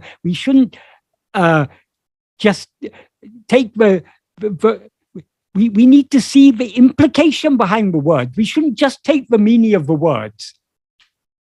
If you just take it at the surface level, oh, Bhagavan is seeing the world, but he sees it all as himself, or he sees it as an extension of himself. How can there be an extension of himself? He is the infinite whole. How can you extend the infinite? There cannot be an extension for the infinite. He alone exists. The world, as he says in the 7th paragraph of Nāṉ Ār, what actually exists is only Atma-swarupa, the real nature of ourself. World, soul, and God are just appearances in it. They're just kalpana, fabrications. But if the world, soul, and God are all just appearances, in whose view do they appear? They appear only in the view of ego, not in the view of Bhagavan or Brahman. Because in Bhagavan's view, only Atma-swarupa exists. In our view, we wrongly perceive Atma-swarupa as all this because we take ourselves to be this body. That's why he says in verse 4 of Ulludu, if oneself is a form, the world and God will be likewise. Since Bhagavan is not a form, in his view, the world and God are formless. They're just just himself. That he makes this very clear in verse 18 of Ulludu. What he says in verse 18 is,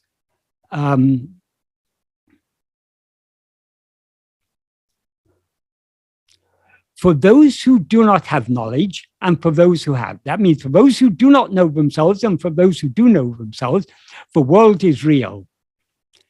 For those who do not know, reality is the extent of the world. In other words, the reality is nothing but all these names and forms. For those who have known, reality pervades, devoid of form, as the adhara, as the support for the world. So there Bhagavan says, so in Bhagavan doesn't see this world as a collection of names and forms, he sees it only as himself. So when we read such things, we need to read and understand what is Bhagavan saying here. When he says reality pervades devoid of world as the devoid of form as the support for the world, that is like saying for those who know and those who don't know, the snake is real. For those who do not know, the snake, the reality of the snake is limited only to the snake. Whereas for those who know, the reality shines devoid of a snake as just the rope. That is what Bhagavan is saying here. So in Bhagavan's view, there is only a rope. What we see as a snake is what he sees as a rope. What we see as world is what he sees as himself. So he doesn't see all these names and forms because he is formless. He cannot see forms. He sees only the reality, which is formless.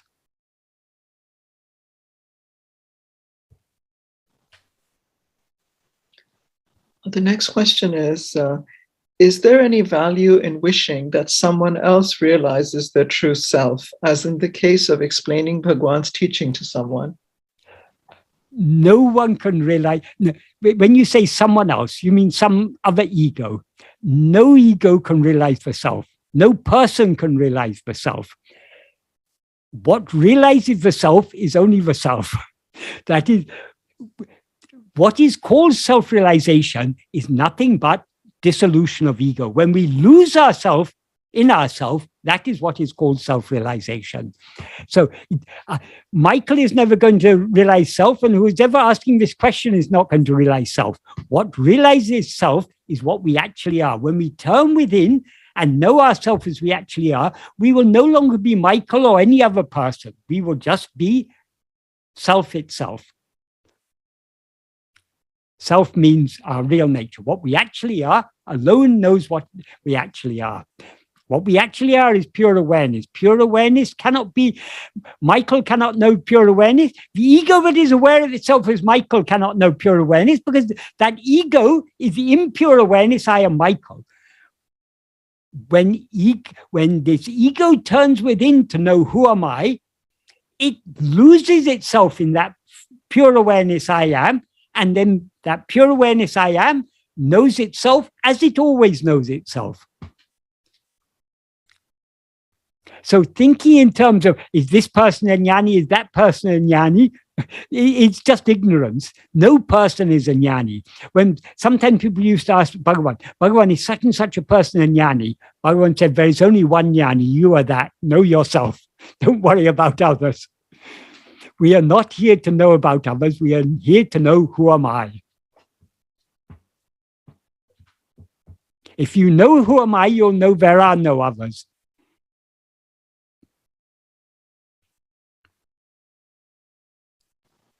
Yeah, I think the question was that I think it's been answered, but just this aspect, in case it's remaining, is there any value in wishing that someone else realizes their true self? And so explain Bhagavan's teaching.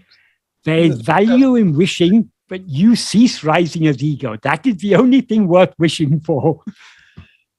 And in order to cease rising as ego, you need to turn within. Isn't it a great kindness, the greatest kindness to somebody else to wish enlightenment on them?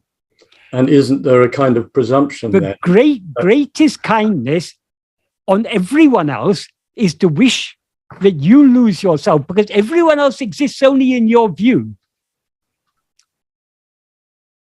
Wow. But there is a paradox in communicating this idea, isn't it? Because you're saying everybody else only exists in your view, but in saying that you're externalizing me, aren't you? In a sense, it seems like there's two things exist. All otherness exists only in the view of ego. If you turn within and know yourself as you really are, you'll know that everything that appeared to be other, all the other people, all the other things, are nothing but you. Yeah. So that is, Bhagavan is constantly pointing our attention back at ourselves. If you want to do good to the world, if you want to do good to others, know yourself.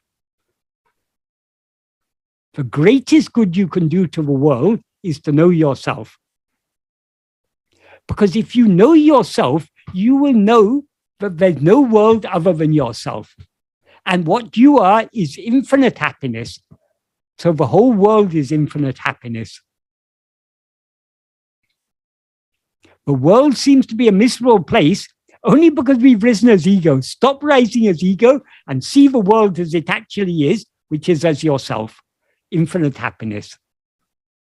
Well, seeing this is the most difficult accomplishment, isn't it? In a way, because we're so connected to the feeling of community and sharing experiences. Yes. We have such a strong instinct for this, and it seems to go against that so much. When we look outwards, we experience ourselves as a person, and we experience ourselves as a human person, and humans are social animals. So we have communities and everything. All this is true only so long as we're looking outwards. truly all are one. But to experience everyone as, to experience all as one, we need to experience ourselves as that one. Yes. Yeah. And when we see Bhagavan, Bhagavan had all-embracing love. Bhagavan loved everyone, both all people who came to Bhagavan were not all good people. There are all sorts of good people, bad people. Bhagavan had equal love for all. Why did he have equal love for all? He had love for the good people and the bad people, for the rich people, the poor people, the educated people, the uneducated people, the human people, the non-human people, all animals. He had equal love for all because he didn't see anyone as other than himself. He saw all only as himself. So his love was all-embracing. So if we want to have all-embracing love, all we need to do is to know ourselves as we actually are. And this is not difficult. According to Bhagavan, knowing ourselves is the easiest of all things. Why it seems to be difficult? Because we are not yet willing to let go of everything else. Only when we let go of everything else can we know ourselves and thereby know that everything else is nothing but ourselves. Yes. Well, it is so difficult to let go of everything else, isn't it? It's there's such a powerful. It is not difficult. We are unwilling to let go. We can't. If we were willing, there's nothing can be easier than surrender. Mm-hmm. The reason surrender seems so difficult is because we don't want to surrender. We still want to hold on to all this. Yeah, of course. Yeah, we're actually working against. We're actually working contrary to what we need to be doing. We're actually going in the other direction. Yes. Saying, oh, it's difficult going in this direction to find the self. But of course, if you carry on going in that direction, you never will. Yes. So, we all think we are spiritual. We all think we are mumukshus. We're spiritual aspirants. We are seeking liberation. Bhagavan once said, everyone who comes here says they're coming only for liberation. But if I show a small sample of liberation, all the crows will fly away and I'll be left sitting here alone. That means what Bhagavan was teaching us through that is, though we think we want liberation, if we want liberation, it's ours here and now because we are already that. The reason we haven't yet attained that liberation is because we don't yet want it, because we don't want to let go of other things. So how can we cultivate the love that is required to know ourselves as we actually are?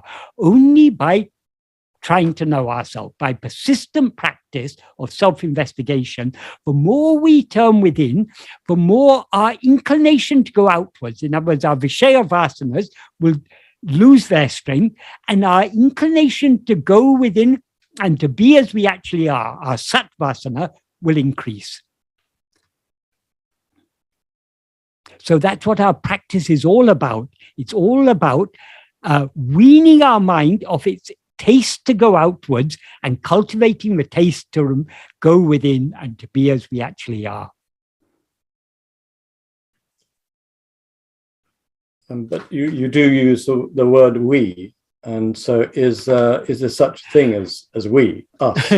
Bhagavan often used the word we for a very simple reason. If he said I, it would be excluding. If he says you, it's setting a different, as if he you are the Agyani, you need to do this. Instead of saying, he says, we need to turn within.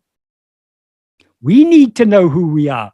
Because that is, though we is plural, Bhagavan was using it as an inclusive form of the first person singular. Okay, thank you. There's a question from Tony. Alan, Tony, did you want to ask a question? Hi, Michael. I'm smiling really because the questions and answers have been slowly chipping away at my own question, which revolves around awareness and perception. And Michael, your statement about ultimately knowing what we really are, our pure awareness. as the ego moves out and takes on the 5 sheaths, most of our perception and awareness is through our 5 senses. Now, before you told us that in the dream state, our pure state, or virtually our pure state, we have an awareness of that, because otherwise we wouldn't be able to say, oh, I had a lovely long sleep last night. And then when we conduct our self-inquiry and turn inside, dissolve the ego, everything disappears, and we become our pure awareness. It's the perception or awareness of having an awareness of that state, if that makes sense. So we're saying if we manage to achieve that, we are aware of that state. But having an awareness of being in pure awareness, is that not a kind of another duality, or have I just completely missed the point? Because in the view of pure awareness, there is nothing other than itself. Pure awareness means awareness that is aware of nothing other than itself. So that is non-duality. The nature of ego is always to be aware of things other than itself. So that is what is the fundamental duality, is subject-object. There's one subject and many objects.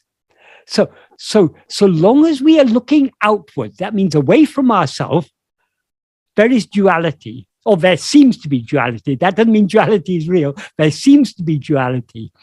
If we want to experience non-duality, we need to stop looking at other things. We need to look only at ourselves.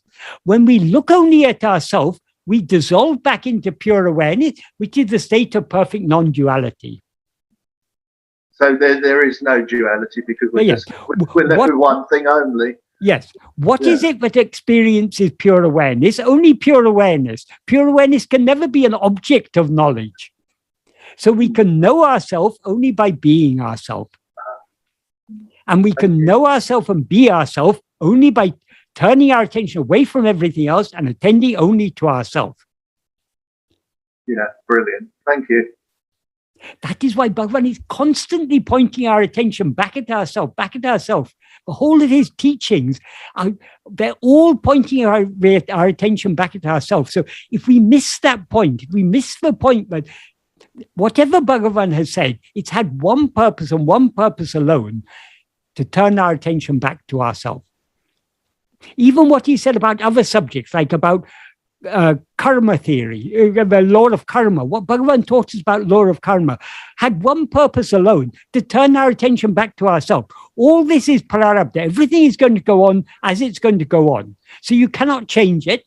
So don't bother about this. What is going to happen is going to happen. No, turn within and know yourself. So everything is, all of Bhagavan's teachings is pointing our attention back at ourselves. Because what is our goal? Our goal is non-duality. So long as there's anything other than ourselves, there's duality. So long as we're looking at something other than ourselves, there's duality. Whether that other thing exists or not, it seems to exist so long as we're looking at it. So stop looking at other things, look at yourself. Then duality will dissolve, and whatever the non-duality which always exists remains alone, as it always is. Thank you. Yes, that's very clear. Thank you, Michael. Right. The last question is, can we say that Saguna worship is personality-oriented worship and Nirguna worship is principle-oriented worship? These are terms coined by J. Lakhani.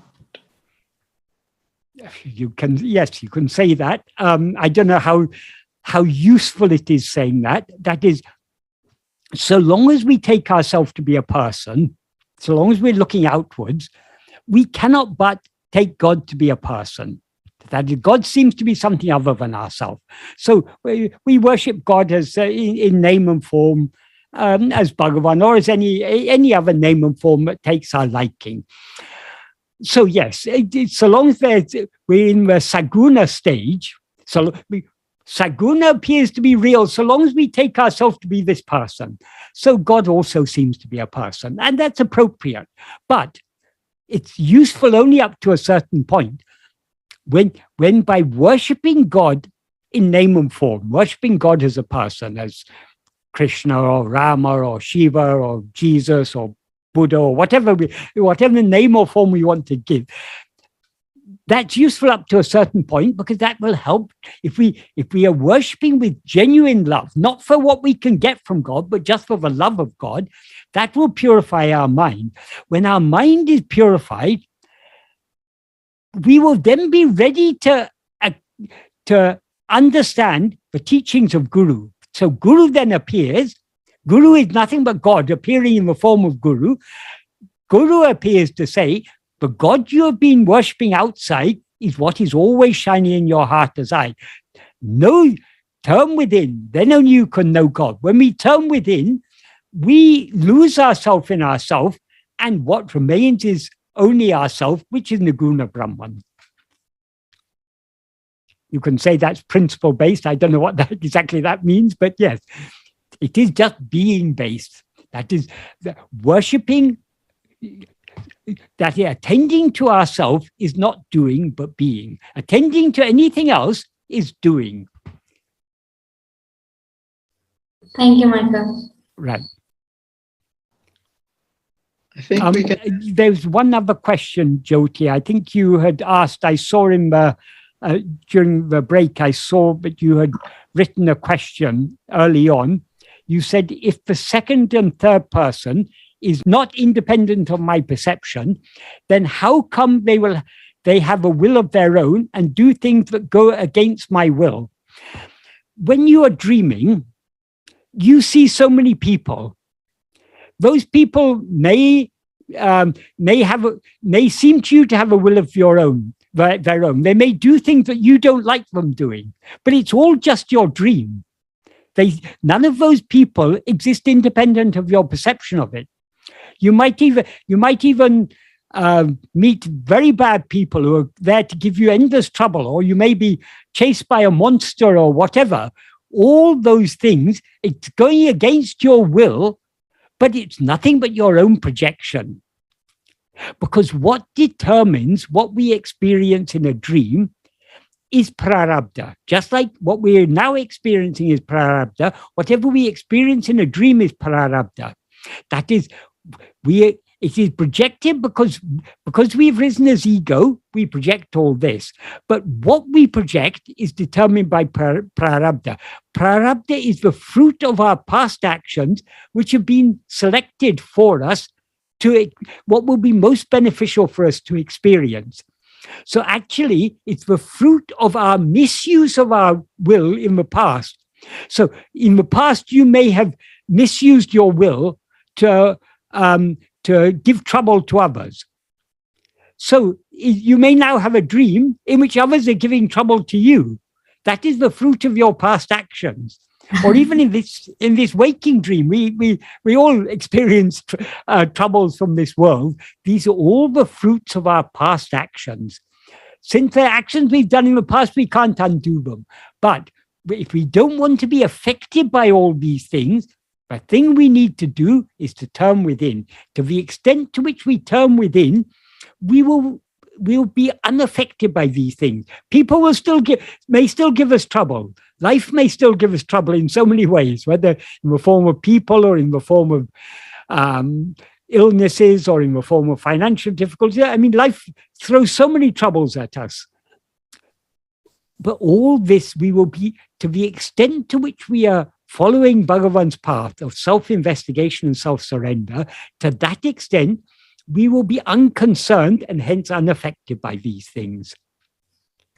Yes, Michael, the pain feels very real. It doesn't feel like a dream. So if I'm the dream doesn't seem like a dream so long as you're dreaming it. It's only after you wake up from it, when you leave one dream and come to another dream, the previous dream seems like a dream. But so long as you were in the previous dream, it seemed very, very real. And if the pain does not seem to end, and if I'm genuinely seeking forgiveness, can I say that that equates to truly surrendering to what is? Pain, as I said earlier, pain, we experience things as painful because we don't like them. If we give up our likes and dislikes, nothing will cause us pain. if I like things to be a certain way and not another way, and if they're not the way I want them to be, but some way I don't want them to be, that for me is painful. So how to free myself from that pain? By giving up likes and dislikes. But so long as we continue to rise as ego, we will inevitably have likes and dislikes. So how to give up all our likes and dislikes? Only by turning within and investigating this ego. The more we turn within, the more our likes and dislikes will drop off. They will lose their strength. So we will be then indifferent to what we took previously to be very painful will no longer seem so painful. We will be indifferent to it. Yes, got it. So the pain and pleasure is all determined by our own likes and dislikes. If you want to be free of pain, you must be free of all likes and dislikes. You will also be free of pleasure, but you'll experience then real happiness, the happiness that you actually are. You'll be beyond pleasure and pain and experiencing yourself as you actually are. That is why we need to turn within more and more and more and more.